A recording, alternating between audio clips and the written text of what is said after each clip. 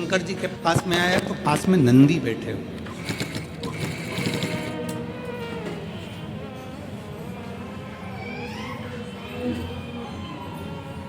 शंकर जी के सम्मुख में नंदी बैठे थे। जैसे ही देवता विष का कटोरा लेकर आए तो नंदी उठकर खड़े हुए।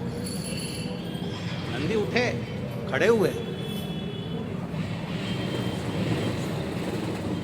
और नंदी ने पूछा, ये क्या है इसमें, इस पात्र में क्या है,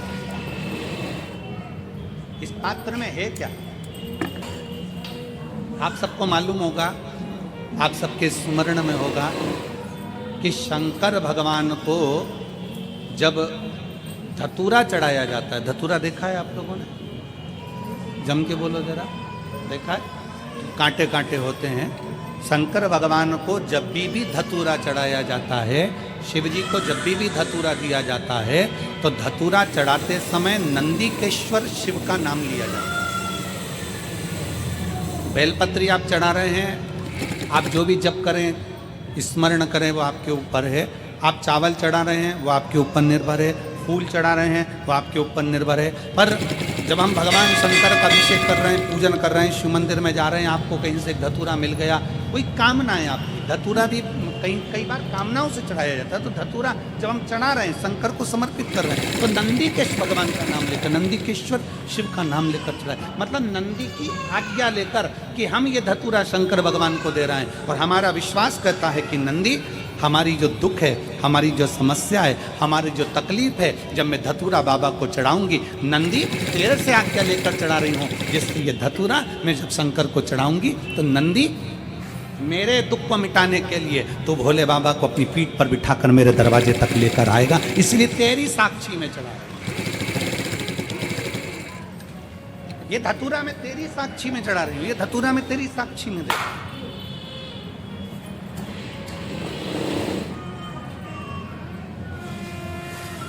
ये मैं तेरे विश्वास पर, तेरे भरोसे पर दे रहा हूं। एक पत्र है,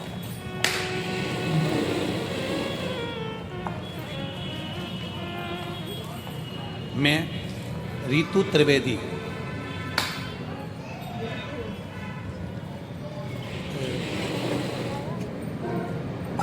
नाम आप लोग पढ़ के बता देना क्या लिखा है, तो हम बोल देंगे, ठीक है? मैं रीतु त्रिवेदी, पत्र में मो चौक अमरोहा, क्या लिखा है? अमरोहा, यही के आसपास में। अच्छा, अमरोहा निवासी, फ़ोन नंबर मेरा ये है, कहीं बैठी हो तो हाथ हिला सकती। बाबा की महिमा का मैं क्या गुणगान करूँ? अमरदीप शर्मा को लीवर सिरोसिस हो गया, जिसकी वजह से पेट में पानी भर गया था, तिल्ली बढ़ गई थी, हानिया हो गया था, पीलिया हो गया था। हमने अमरोहा के 4-5 बड़े बड़े डॉक्टरों को दिखाया, उन्होंने कहा ठीक होने का कोई चांस नहीं दिखता, कोई लीवर बिल्कुल ख़राब हो गया है, इनकी सेवा करो, क्योंकि हाथ पैर में बहुत ज़्यादा सूजन आ गई है, इनका इलाज लीवर ट्रांसप्लांट ही करना पड़ेगा, जो दिल्ली में है। मैंने सोचा हमारे पास तो पैसे ही नहीं हैं, अमरोहा मुरादाबाद 3 महीने में जो पैसे थे वो लग गए, सब रिश्तेदारों के फ़ोन उठाना बंद कर दिया। मैंने बाबा से प्रार्थना की, बाबा क्या मेरी लाज नहीं रखोगे? मैं क्या हो गया? मैंने तो आपको जल चढ़ाना प्रारंभ कर दिया, क्या गलती हो गई बाबा? तब हम उनको दिल्ली के ILMBS हॉस्पिटल में लेकर, तबीयत ज़्यादा खराब हो गई, उनका ट्रांसप्लांट करना पड़ेगा, ये दिल्ली के हॉस्पिटल में बोल दिया गया, ILBS में बोल दिया गया। इसका खर्चा लगभग 50 से 60 लाख का आएगा। हमारा पास इतना धन नहीं था, फिर करें तो करें क्या? हमने भी बाबा का नाम लेकर कह दिया कि कहीं से भी पैसे की व्यवस्था करेंगे, आप तो ऑपरेशन की तैयारी करो। अब ट्रांसप्लांट करने के लिए लीवर की ज़रूरत पड़ेगी, कहाँ से दोगे? रिश्तेदारों की मदद नहीं मिल रही। बाबा के भरोसे पर एक लोटा जल शिव को समर्पित कर बाबा से विनती करी, और विनती करी बाबा से, और सब दूर हमने फ़ोन किया पर कोई चांस नहीं लगा। आखिरी में करें तो करें क्या? क्या चीज हो मेरे पास में नहीं सोचती, हमारे पास तो क्या है, कुछ भी नहीं। जब मेरे पास में जब कुछ भी नहीं तो बाबा पर आश्रित होकर एक लोटा जल समर्पित कर बाबा को विनय कर दे। और गुरुदेव मैं क्या वर्णन करूं, लीवर तो बदलना था, कक्ष में भी लेकर चले गए, पर 9 नवंबर 2023 को भर्ती करा। 10 नवंबर को उनका ऑपरेशन होना चालू हुआ। ऑपरेशन के लिए लेकर गए तो जांचें पूरी चालू हो गई और जांच करने पर वापिस बाहर आकर डॉक्टर बोले कि इनका लीवर डैमेज नहीं है, लीवर ने काम करना प्रारंभ कर दिया। अब हमारे पास में तो पैसा नहीं, तब डॉक्टर ने कहा काउंटर पर जाओ और तुम्हारा पूरा हिसाब बना लो। काउंटर पर पहुंचने पर हिसाब बनाया तो हिसाब में भी 1 रुपया देने का नहीं निकला। मैं बाबा को यहाँ धन्यवाद देने के लिए आया। कहीं बैठी हो रितु त्रिवेदी,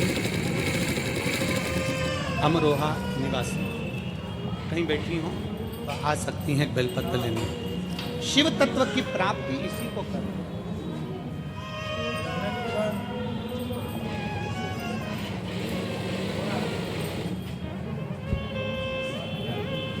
शिव तत्व की प्राप्ति इसी को कहते हैं। भगवान शंकर की उदाहरण, शिव जी के पास में, भगवान शंकर के पास में विष का कटोरा पहुंचा। विष का कटोरा,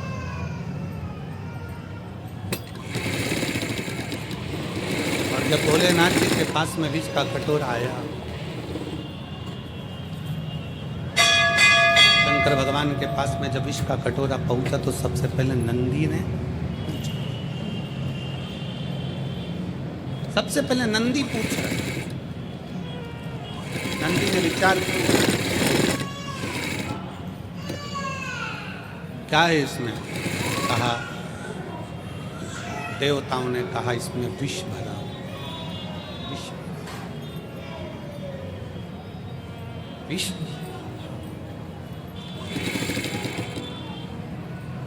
किसके लिए लेकर आए, कौन पिएगा ये? देवताओं ने कहा ये विष हम भगवान शंकर की, शिव पिएंगे।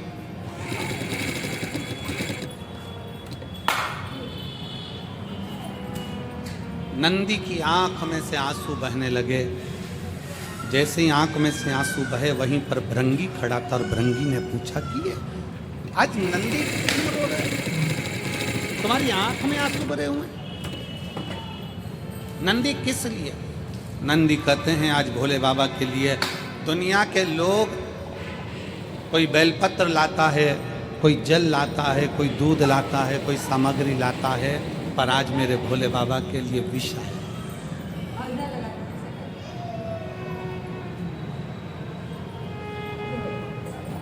आज मेरे शंकर के लिए विष है। भृंगी ने मुस्कुराते हुए कहा, नंदी किस बात के लिए रोना? वो शिव है, देव अधिदेव महादेव है। अमृत पिए वो देव कहलाता है और जो विष पीता वो महादेव कहलाता है। घर का जो बड़ा होता है, घर का जो बुजुर्ग होता है, घर का जो बड़ा होता है, घर का जो बयो होता है, उसको बहुत जहर पीना पड़ता है, बहुत विष के घुट निगलना पड़ते हैं, बहुत पीना पड़ता है।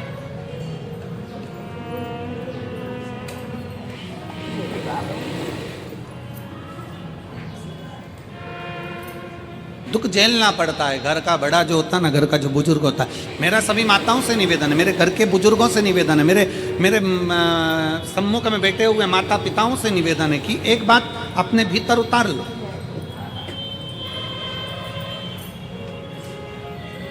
साठ के बाद तुम्हारे सिग्नेचर तुम्हारे ऑफिस में नहीं चलते। चलते हैं?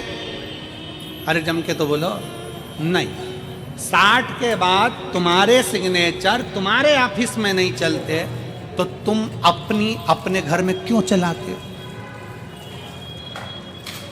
60 के बाद अपने भीतर एक बात अंदर उतार के रखो कि 60 के बाद मुझे ऐसे रहना है जैसे अपने घर में एक बच्चा रहता है, सबसे व्यवहार बनाकर, सबसे प्रेम रखकर, किसी को टोकना नहीं है, किसी को अपशब्द कहना नहीं है, किसी को ताने देना नहीं है। अपनी चिड़चिड़ प्रवृत्ति, अपने भीतर का क्रोध, अपने भीतर का चिड़चिड़पन मुझे आज कथा के पंडाल में छोड़ देना है और घर जाऊंगी तो ऐसी जाऊंगी जैसे निर्मल हृदय से जाते हैं।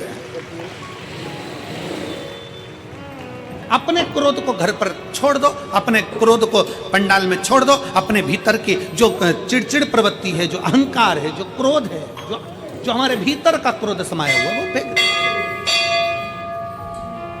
और हम क्या करते हैं? हम ये विचार में रहते हैं, बहू को कुछ नहीं आता, बेटों को कुछ नहीं आता, बेटी को कुछ नहीं आता, दामाद को कुछ नहीं आता, छोटे भाई को कुछ नहीं आता, छोटी दुल्हन को कुछ नहीं आता, इसको कुछ नहीं आता, उसको कुछ नहीं आता, बस केवल अपने को। ना 60 की अवस्था के बाद में ये विचार करना है कि हमको थोड़ा सा संभाल कर अपनी जिंदगी को जीना है। खूब अच्छे से रहो, एक से बढ़कर एक साड़ी पहनो, एक से बढ़कर एक सूट पहनो। 60 के बाद में तुम खूब अच्छे कपड़े पहनो, हम मना नहीं करेंगे, खूब अच्छे अच्छे जेवर पहनो, आभूषण पहनो, रतन माणिक मोती पहनो, अच्छा अच्छा खाओ पियो, एंजॉय करो। पर इतना याद रखो कि 60 की अवस्था के बाद में अपनी वाणी पर थोड़ा सा संयम रखो, अपने व्यवहार को प्रबल बनाओ, अपनी वाणी को प्रबल बनाओ, मिठासता से परिपूर्ण बनाओ, मिठासता से। आज के जमाने में सबसे बड़ी बीमारी एक ही है, वो है शुगर की बीमारी। कौन सी बीमारी? जम के बोलो जरा। शुगर की बीमारी। पहले के समय में मेरी बुजुर्ग माताएं बैठी हैं यहाँ पर, जितनी बुजुर्ग माताएं हैं उनसे पूछना कि पहले के समय में शुगर होती थी क्या? जम के बोलो जरा। नहीं, पहले के समय में चाय इतनी मीठी पीते थे कि होठ चिपक जाते थे, और चाय पी के सो जाते थे तो चींटी चिपक जाती थी। बोलो सही है कि गलत है? और इतनी सी चाय पीते थे क्या? हाफ कप पीते थे क्या? नहीं।